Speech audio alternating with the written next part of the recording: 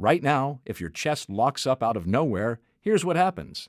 Somebody dials 3 numbers.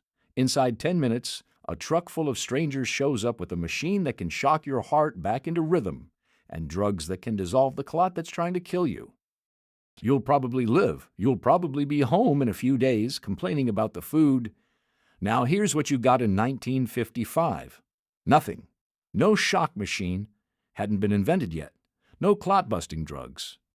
Not even a phone number to call, because 911 didn't exist anywhere in this country. If you were lucky, a hearse showed up, driven by a man whose actual job most days was burying people. And at the hospital, the best doctors in the country had morphine, an oxygen tent, and no way on God's green earth to restart your heart if it stopped. This isn't a guess either. It happened to the single most protected man in the entire country, and it nearly killed him anyway. Sit down. We're going to talk about what your heart was up against. First problem. You wouldn't even know it was your heart. Chest pain, stomach pain, that heavy, sick feeling like somebody parked a truck on you, a cold sweat breaking out for no reason at all. People wrote all of that off as indigestion. Something they ate, a little gas. Sit down, drink some milk of magnesia, sleep it off. So how'd you tell the difference between heartburn and your heart actually quitting on you? You didn't. There was no pamphlet in a waiting room telling you what the warning signs looked like. And here's the part that should really worry you. Half the time, neither did your doctor. Say you figured it out anyway. Now you've got to get help. There's no 911 to call. That number didn't exist anywhere in America until 1968, and even then, only in a handful of scattered towns. And here's the part they don't put in the history books. In a lot of towns, the vehicle that showed up wasn't an ambulance. It was a hearse. Roughly half the ambulance services in this country back then were run by funeral homes for one plain reason. A hearse was about the only vehicle long enough to lay a grown man down flat. So who's riding in the back with you? Nobody with training. Most of these fellas never took so much as a first aid class in their entire life. Their whole job description was load him up and drive fast. Some of these outfits even sold what they called a combination car. Hearse on Tuesday, ambulance on Wednesday, same vehicle, same driver. Just depended who called first. That didn't really change in most of the country until the mid-60s, when the government finally forced ambulance services to actually train somebody, say you made it to the hospital anyway. Now here's where it gets stupid. They had a machine to read your heart's electrical activity. That much had been around since the early 1900s. But if your heart actually stopped, in your bed, in that hearse, in the hospital hallway, there was nothing on this earth anybody could do about it. Not a doctor, not a specialist, not the president's own personal physician. CPR, pushing on a man's chest to keep blood moving until his heart came back. That technique flat out didn't exist yet. Nobody had figured it out. And the machine that shocks a stopped heart back into rhythm, the first time anybody used one successfully on a human being was 1956. One single year too late to do this story any good. So what happened if your heart actually stopped in that hospital bed? Somebody noticed. That was about it. No cardiac ward either. You'd get parked in a regular hospital room, same as anybody getting their gallbladder out, with nobody watching a monitor, because there wasn't a monitor built yet that could watch you.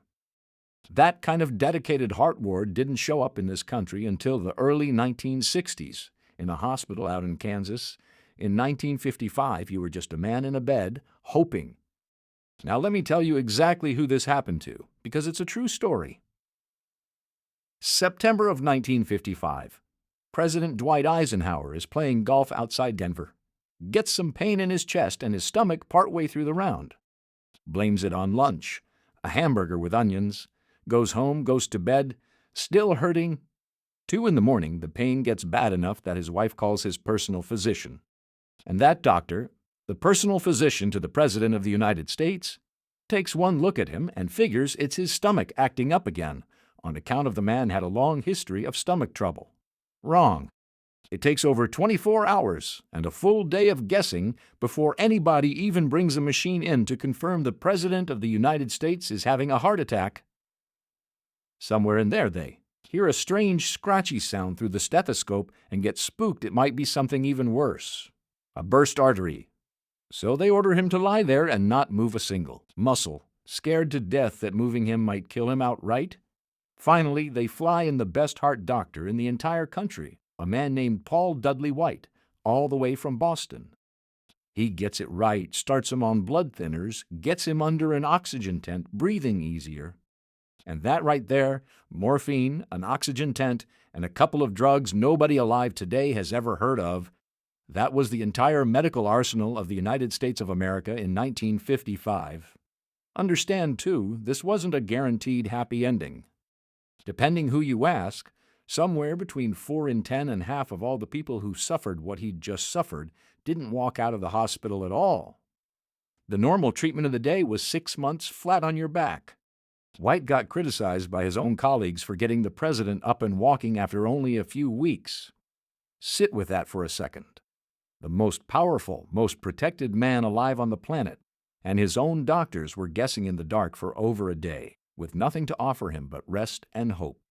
The Surgeon General himself said only one other piece of news in his whole life had rattled him that hard: hearing about Pearl Harbor. And somehow, that was still the best medical care money could buy that entire year. And here's the kicker. Even the people who survived, doctors couldn't tell them why it happened to them in the first place, or how to keep it from happening again. By 1950, heart disease, cancer, and kidney disease together were responsible for something like 2 out of every 3 deaths in this country, and heart disease was leading that pack, and doctors still couldn't say for certain why. There was a study running out of a little Massachusetts town called Framingham trying to chase down an answer. Problem is, it didn't turn up real answers: cholesterol, blood pressure, smoking, until 1957 and 1961. Too late to help anybody in this story. So next time your chest gives you one weird flutter, and you've got a truck full of strangers on the way inside 10 minutes, carrying a machine that can shock you back to life and drugs that can dissolve the very thing trying to kill you, I want you picturing a doctor guessing wrong for a full day with the best medical training money could buy in this country. I want you picturing a hearse pulling up outside a house, because that was the closest thing to help some poor soul was ever going to get. I want you picturing Dwight Eisenhower, President of the United States, flat on his back under an oxygen tent, waiting to find out if he'd live, with nothing in the world to help him but morphine and hope and a doctor flown in from halfway across the country. That's what the single most protected man on the planet got. In 1955, that was as good as it got. For him and for everybody else. Subscribe.